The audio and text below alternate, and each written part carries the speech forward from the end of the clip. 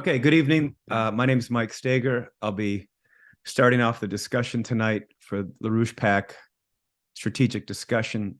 Just for the record, it's Monday, November 20th.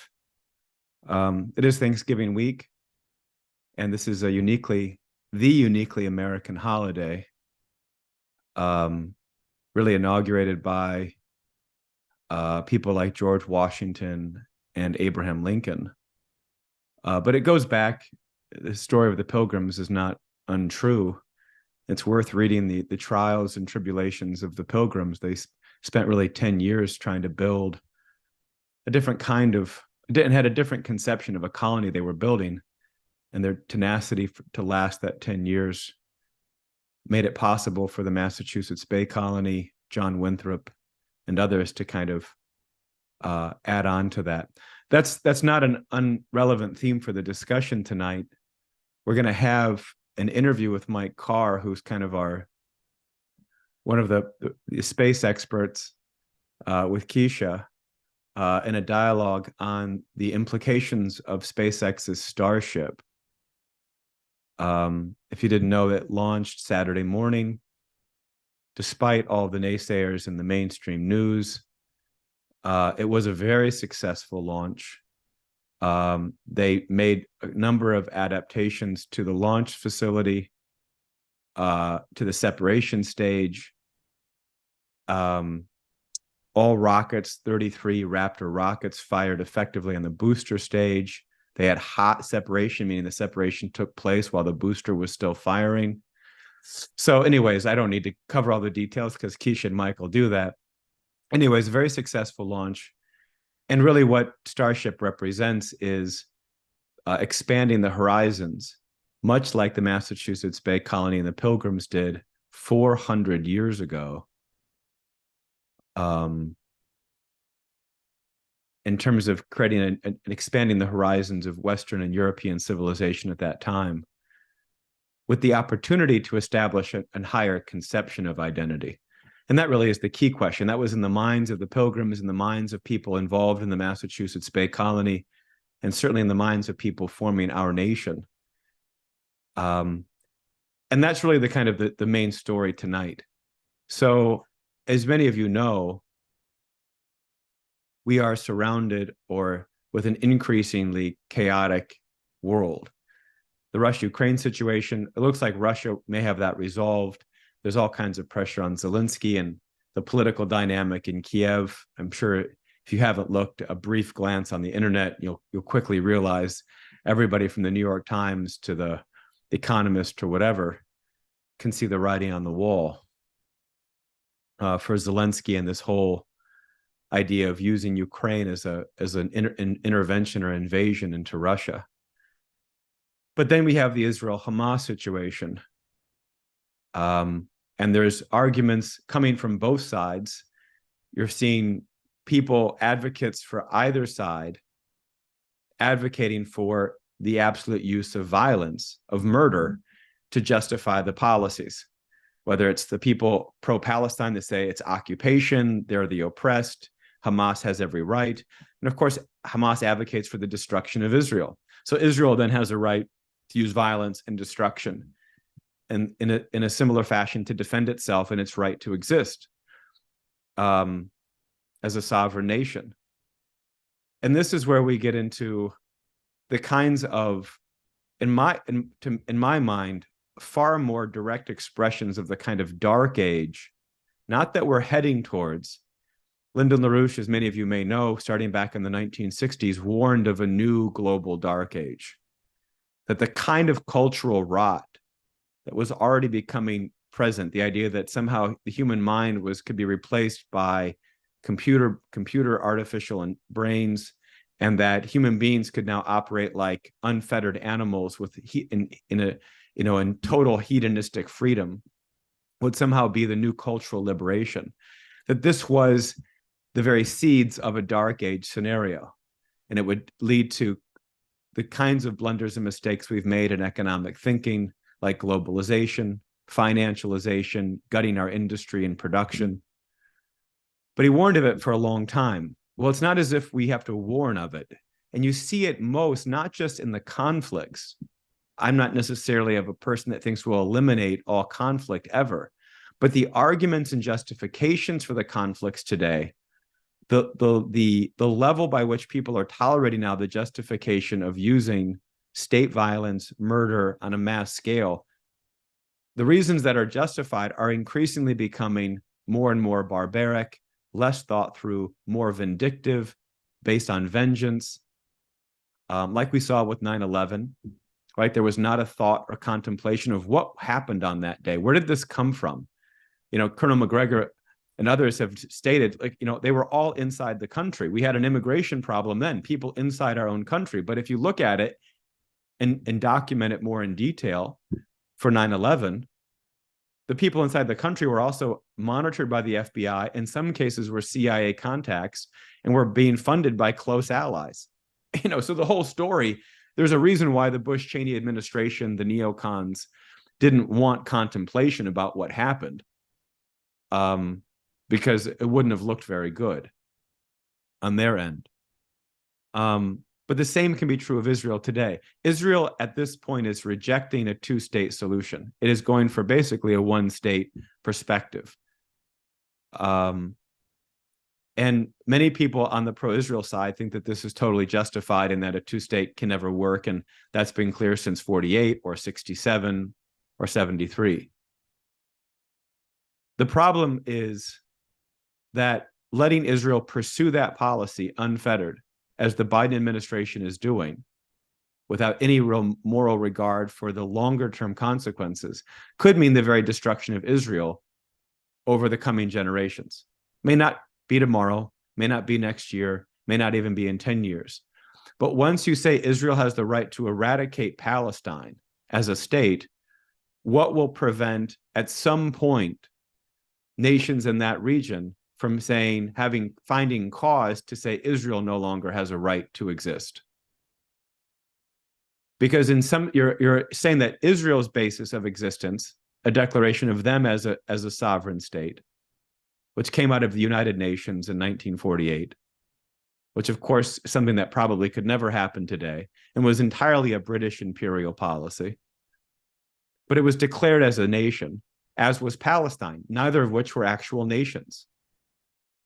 But for one to be able to be eliminated, for whatever justification some may have, ultimately means a similar threat to Israel.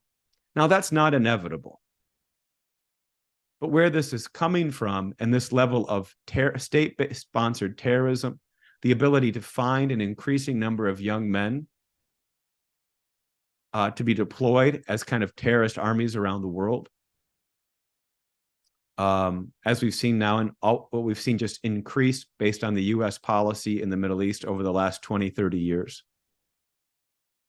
You see an increasing kind of a dark age scenario, a loss of mission or purpose, a loss of an ability to contribute to the improvement of society at any level of citizen, whether it's, you're a PhD level engineer or you're, sixth grade education, you have the basic literacy.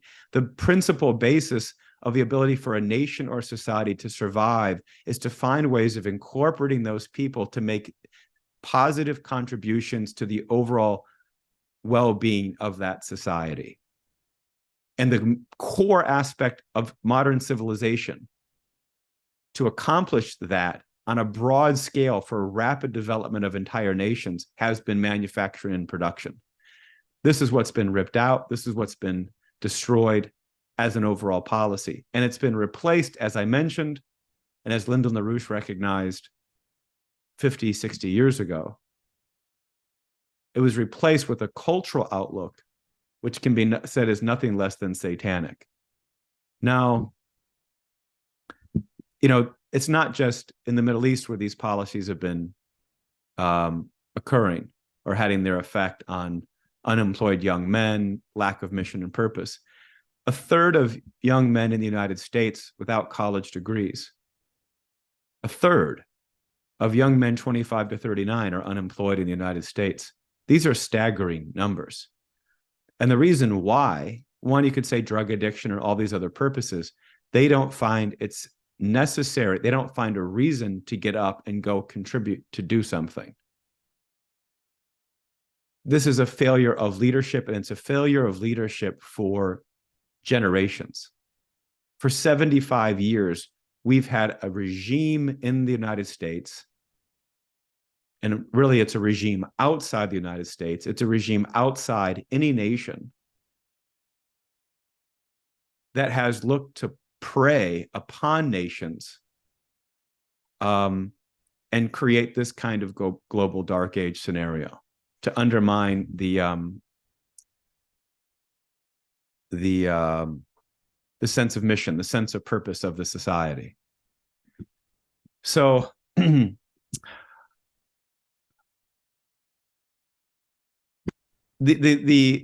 point I guess I'm wanting to make here is that we don't want to get caught in a dynamic of responding to Israel-Hamas as a question of sides, or a question of even understanding the war from the context of the war itself, or even the broader scope of what's happening right now internationally.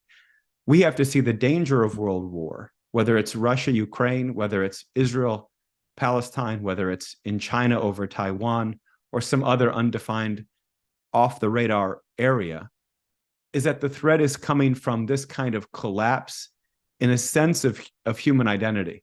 Now, some of you hopefully have seen Bob Ingram's classes on Dante. Dante foresaw a similar scenario, like what Lyndon LaRouche saw 60 years ago. In papers written by Lyndon LaRouche, he actually made it clear that he, like Dante, have the foresight to see that a dark age is almost unavoidable, that the axioms of human identity, the way we think about ourselves as human beings, has become so distorted, so perverse, that regardless of the levels of material wealth and growth that have happened in previous periods, we are looking at a rapid decline and an inability for the cultural regime to address the problems as they develop, that you've actually stripped from people an ability to think that would enable them not just to see the problem, but to respond to the problem effectively. It's not as if today the problems are unseen. It's that the mindset of the regime, especially, and the people who imitate the regime, of course, the regime is best represented by the senility of Joe Biden, given its age and an inability to function almost at all, including just on a basic biological level. But the sense of can this regime, can we change it? Can we find a way of escaping the current demise of this senile regime and culture? That is the only way. So when people say that we have to have a ceasefire, we absolutely have to have a ceasefire. You have to stop this. You can't let Israel you can't unleash Israel to pursue all of the emotional vengeance, let alone allowing Israel to do that under the leadership of someone like Netanyahu, who has funded Hamas, who has supported this globalist financial program, going back to his own sponsorship politically back in the 1980s. If you're wondering what I'm referencing, Barbara Boyd has an important article on some of the background of Netanyahu and this kind of right wing in Israel. It's not a Donald Trump MAGA movement in Israel. It's not that kind of patriotism. It's of a completely different characteristic. So we have to have a ceasefire, but that exists in changing a dynamic. Now, as Trump himself says, and we've said many times, certainly if Trump was there, this wouldn't be happening. And if we bring back Trump in less than a year, because certainly the day he's elected, he's already going to be able to implement changes at the border, changes in the Middle East, changes in Ukraine. Foreign policy will quickly change even when he's not inaugurated. And increasingly, the polls look good. Increasingly, he's winning younger votes. He's winning Black men. He's winning the swing states. He's winning the legal cases in places like Minnesota and Colorado. The trajectory is upward. But if we as Americans were to define the problem as simply not having the right president in office right now, and all of our problems would be solved, woe to us, because God's wrath is not done with us yet. It is not merely a question of replacing Biden with Trump. That's a necessity, but it's not a sufficiency. It will only be sufficient if we increasingly have the kind of a willingness to acknowledge the fact that we need a fundamentally new cultural regime. That starts with, perhaps in something that Trump was profoundly unique in, a complete and total rejection of the green ideology. Because within that is everything expressive of this dark age: the narcissism, the globalist oligarchy, the hedonistic tendencies, the drug culture, the anti-industry, anti-manufacturing, anti-human tendencies. I mean, it is a totalitarian concept. And it really is the basis of the cultural shift of the 1960s, the boomerisms that many young people now see and live in. So, but we need to replace that, and replacing that is not simply being against it. It is recognizing and having the ability to identify within history people like Dante, people like Lyndon LaRouche, who offered new discoveries, new concepts, in a kind of quality of thinking that is distinct from and far superior to the current cultural regime. This is why we give our classes, but it is the political strategic situation. The strategic situation is not separate from this. It can only be addressed. The causes of it lie in the lack of this. You could say, in some sense, this is a St. Augustine-like briefing. I don't believe these things are mechanical events that have happened, and if I can identify the mechanical predecessors, we can understand why this is happening. Then we know the kind of the wire to cut and stop the war or stop the cultural decline. Rather, it's that there has been an insufficiency of the good. And because of that, the good of human advancement, of human exploration, of human industry and production and discipline and integrity and hard work, a shared sense of community with people. So all the things that you're working on in your daily life, all the things that the MAGA movement recognizes as fundamental, but we've got to inspire that from a higher conception. And so I say all that because the dialogue we're about to have with Keisha and Mike are reflective of this higher good. What Musk's mission is with SpaceX. Now, the way Musk explains it, I think, is somewhat inadequate, and maybe Mike will address that. He will certainly address what the more wholesome and fulsome conception of why this is so important. But Musk is right to say that we've got to expand human civilization upon the moon and Mars.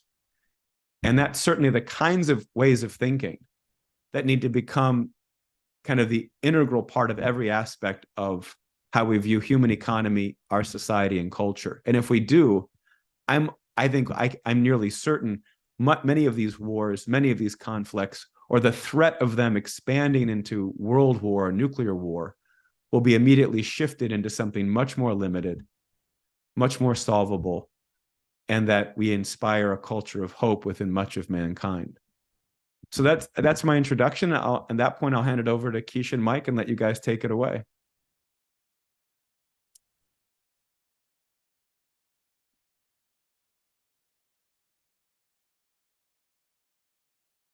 Okay, good. Thank you, Michael.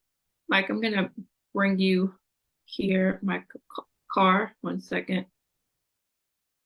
Just add you onto the spotlight here, and we'll bring Michael back in a little bit later on. Well, for what Michael was just discussing, I think that really segues us into this concept of what just happened with the SpaceX Super Heavy rocket launch and the Starship mission. For those who don't know, first of all, I will say We're going to bring Mike Carr in just a moment here. I have some questions for him. But this mission really gets to this concept of what Elon Musk, the founder of SpaceX, has always been talking about. How do we actually expand the scope and scale of human consciousness? And when you think about what President Trump has been really focused on in his commitment to put an end to these endless wars, to bring about peace in the nation, this idea of President Trump in December of 2017, many times we've discussed this, initiated the Artemis mission. Out of that mission, one of the most critical factors of it is going to be the success and the progress of the SpaceX Super Heavy, the Starship mission. SpaceX was actually called on and has received many contracts from NASA. It's going to be not only doing the human landing system for landing the crewed missions on Mars, on the moon, first of all, but we're going to be going from Earth orbit to the moon, to Mars, and other planets beyond. But the concept is, how do we make mankind a multi-planetary species? And this has been the commitment and vision of Elon Musk for a very long time. Now, Mike Carr just wrote an article following the breakthrough of the second test flight of the SpaceX mission, the Starship mission. And we're going to go through what that means, what we learned, as well as, and there's going to be continued feedback on that, some of the challenges we faced. But the article that Mike wrote is entitled Breaking Through the Barriers of Progress. And we're going to see how this applies to what we're witnessing in terms of potential here on Earth to make major fundamental scientific and technological advancements, and what we achieved from the SpaceX Super Heavy Starship mission. Now, just to kind of give you a picture here, very quickly, I'm going to show you this one or two slides for those who can see it. First of all, this is the rocket here. It is more so featuring the 33 Raptor engines on this SpaceX Starship rocket. So the Starship is the upper stage of the rocket. The booster and engines on the lower stage are called the Super Heavy. And the spectacular thing that we witnessed during this second flight, the first flight took place on April 20th, and it probably flew for about 4 minutes before there was an emergency abort, and they had to basically, the rocket failed. But with this mission, it got, I think, like 91 miles into space. It was able to have a successful separation. All 33 lower stage engines worked beautifully, perfectly. There were some new, as Michael Steger said at the beginning, there were some new additions to this rocket launch. And we're going to talk a little bit about the fact that SpaceX has been the first company in the United States to actually introduce a hot staging. This has been done by Russia numerous times, but I think it's the first time in the United States this has been done. There are 39 engines altogether, 6 on the upper stage, 33 on the lower stage. This rocket is actually massive. It's the largest rocket, larger than the Saturn V. And if anybody has ever visited Texas and seen the Saturn V rocket at JSC, Johnson Space Center, it's, the thing is massive. So you can imagine you got from, you have a rocket of the Saturn V rocket that is 362 feet tall in comparison to this Super Heavy rocket, Starship rocket, which is 397 feet tall. And compare that to the fact that the Statue of Liberty is 305 feet tall. So so it gives you a sense. We can talk about the fact that we had a successful launch. There were some problems, which I think we can discuss what happened and maybe some of what SpaceX is going to be looking at next. Now, just to show you quickly here, this is just Elon Musk said that this Starship super heavy mission is going to be designed to take, tens of dozens of people. He said up to 100 people. We'll see about that. Mike might have some thoughts on that. Up to Mars. This is a artist concept here of, the diameter of the rocket is 9 meters in diameter. Elon Musk compared it to the size of to the image of a cathedral. And so you have all different layers of designs in terms of living spaces, quarters. How are we going to actually transport many people, not just people cramped up in one small place, 4 or 5 people, but many people into interplanetary travel going to Mars. And so this is just let me actually make that a little bit bigger and you can see it. So you have living quarters, food quarters, storage, exercise, so forth, and so on. We can come back to that in a little bit here. So just to bring Mike Carr in, Mike, I want to ask you to try to expand on that. What are we looking at here? You discussed the breaking through the barriers of progress. And I really, it was drawn by the concept that you brought up at the very beginning of your new statement you put out. And I'll put this on the chat for people to take a look at, concerning Elon Musk discussing that the original concept of the Starship system was a means of putting 1 million tons of equipment and supplies into orbit to go into Mars. And you compared this to, what this means in terms of lowering of cost of payload into low Earth orbit and payload going into Mars, but also you compared it to the Erie Canal and the reduction of price of grain from $100 per ton to $4 per ton, which is quite substantial there. So this could really change our supply chain, right? The way we think about supply chain going into space. What's that about? Well, it's sort of, if you think about it, what Mike Steger was discussing at the beginning about the pilgrims.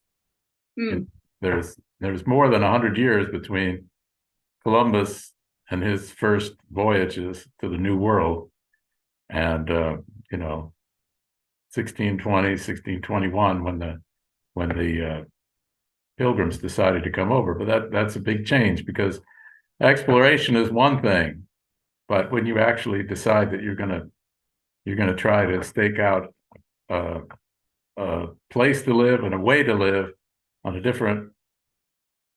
totally different territory, that's a different question. That's a very, very, very difficult question, but it depends upon scientific breakthroughs. Now, the thing which has always hampered us, and of course,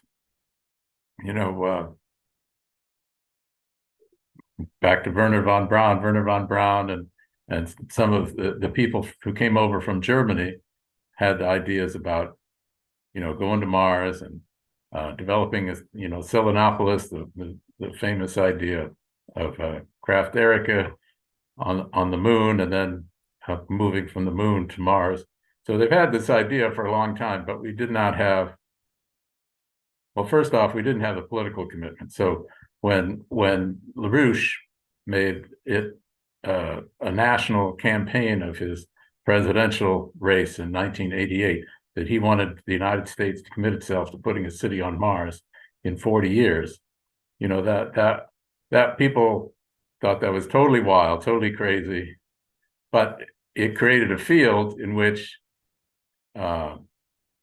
people began to think in different kinds of terms. So Elon Musk, he had his own ideas about this, which are different than the German ideas. His idea was that, as far as he knows, and because this became an issue recently about UFOs. People were talking about UFOs, and he says, "Well, as far as I know, I have not, and I've been looking, but I have not found any real evidence for any other intelligent life in the universe except us. As far as we know, we're it. And so, therefore, if something were to happen to the Earth, that would really be it for consciousness in the universe." So one of his ideas was that we have to make Earth multiplanetary, and thereby ensure that if something were to happen to Earth from an asteroid or any whatever, or that we have this idea that eventually the sun is supposed to expand and basically fry the Earth. So we don't want to be here when that happens. So we do need to have some. That may be in 1 billion or 2 billion years, but anyway, if that's indeed coming, we do have to have some plan B. We can't just be sitting here and waiting to get fried. So he considered that was a project that he wanted to take up. Now, we have discussed many, many times that the idea of sending people to Mars in a more or less weightless condition for 6 months would be a very, very terrible idea. But we are at the point now that we're also developing fusion power, and we have the potential for fission-powered rockets as well as fusion-powered rockets. These things have to be built. The federal government, from the NASA side and also from the defense side, they also have their angles. So anyway, we're creating a field in which there are all these different institutions, companies, and private individuals who have the idea that now is the time that we're moving away from simply exploration, but we're actually going to be building factories in Earth orbit. We're going to be building bases and/or eventually a city on the moon, and we're going to Mars. But the biggest problem that we've had is we haven't had any low-cost way of getting things up to orbit. So in order to do that, we have to develop a fully reusable system, and that is the endeavor that we built the space shuttle system, and that was the idea was to save money and to reuse parts of the system, but really it was more expensive than what we had done before. So anyway, it had lots of great capabilities. We used it to build the space station and so forth. But as far as making the breakthroughs in the cost, that didn't arrive until the SpaceX company began experimenting with reusing rockets and landing them back on the Earth. And they succeeded in doing that. And now they're going to be launching about 100 rockets, Falcon 9 rockets this year, and next year they would expect it to be up about 144 flights. So anyway, they're getting close to every other day flying. All right. So if you think about an airport, how many aircraft are going in and out of an airport in a day? We are going to be approaching that. Well, we won't be approaching that anytime soon, but we're heading in that direction. Let's put it that way. And the Falcon 9 system is a much smaller system. It's partially reusable, but it's already cut the cost of going to orbit by a factor of 10.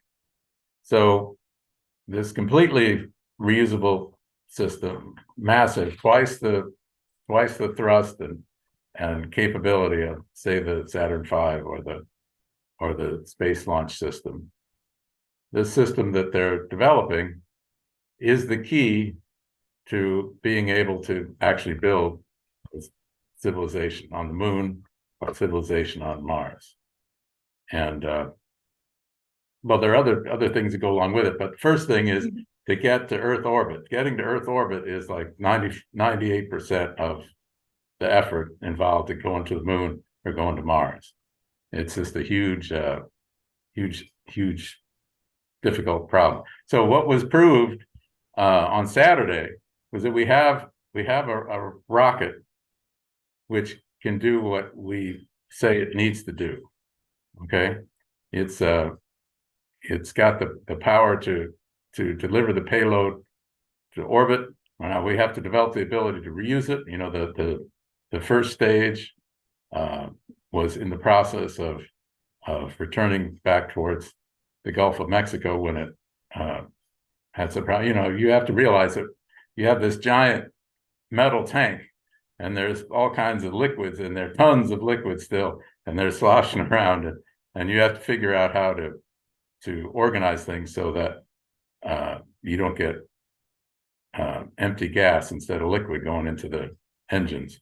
So anyway, so they had some problem. They're going to solve that. But anyway, they got that far. So they proved that this thing worked because they didn't know there was no way really to test these 33 engines all together on the ground.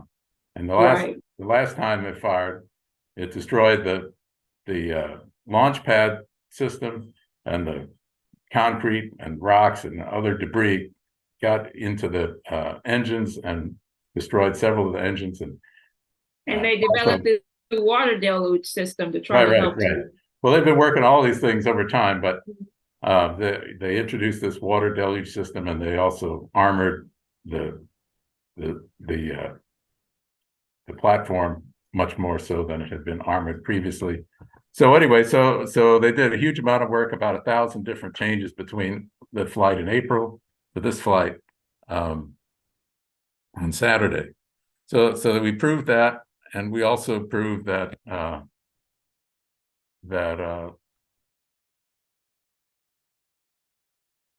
there's nothing standing in the way. You know, it's just a matter of working out all the details, because these things can't be, you know, you like this is people are always talking about artificial intelligence these days, but artificial intelligence is not really human intelligence, right?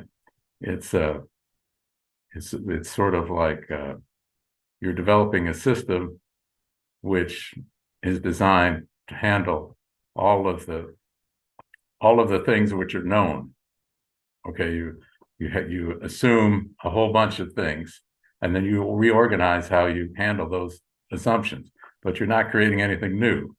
So, like for example, in aerodynamics, there's something called computational fluid dynamics, and this is a system for modeling, you know, fluids and air flows around vehicles and that sort of thing.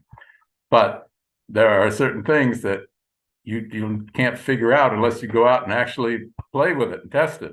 You can't just assume that the air pressure and the speed at this temperature are going to function the same way it did at another temperature, or that it did, you know, 100 degrees lower down the scale. You have to actually do the testing.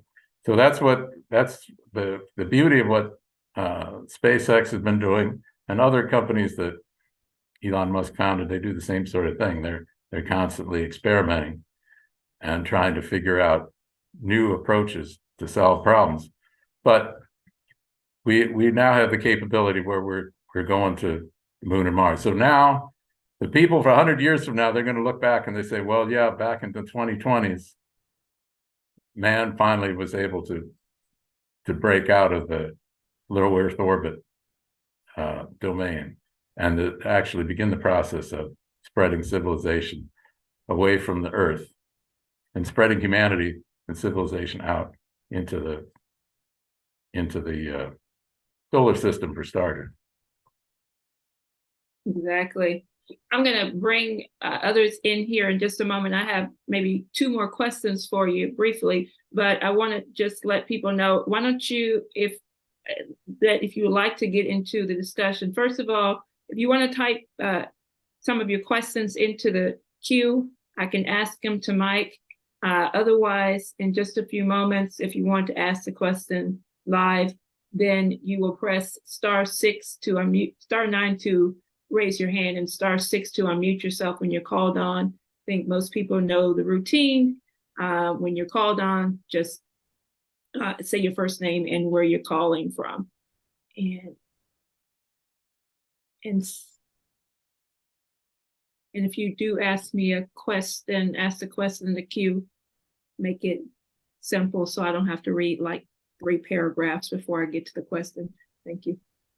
All right. So now, Mike, before I go to questions here, there was an interview by Elon Musk, and this was during the International Aeronautics Conference. And so during this interview, he was talking about Starship and was discussing exactly what you were just talking about, this idea of getting 1 million tons to Mars. But he was saying that it would take about 5 million tons to Earth orbit in order to get 1 million tons to Mars. And of course, this means like multiple launches in a year. So what? Yeah, for example, what is that going to take? Yeah, for example, one of the things about the Starship is that the Starship is designed to be refuelable in orbit. So, nobody knows exactly how this is all going to work out, but people have suggested that it might take 6 flights of the Starship system to fuel up the lunar lander that we're going to be using, which is a modification of the Starship. Okay. It's conceived that, well, if you just think about it, it's like, so what he said was 5 million. So it's like 5 to 1. So if you imagine 5 flights in order to get 1 flight that's going to fly to the moon and dump all the tons of stuff that we're going to dump on the moon for our activities there, then you have some general idea about what he's talking about. Because just getting 100 tons or 150 tons, something in that range, to Earth orbit, that's not enough, because that's not what you're going to deliver. That includes the vehicle, that includes the fuel and other supplies. So you gotta tank up and get as much as you can possibly get in Earth orbit before you go to the moon or before you go to Mars. So that's why he's saying that. So anyway, that's a continuous process. Now, there are other proposals which we've talked about also for using electromagnetic launch systems in combination with chemical rockets. But anyway, that's probably not going to end up being the way things are developed.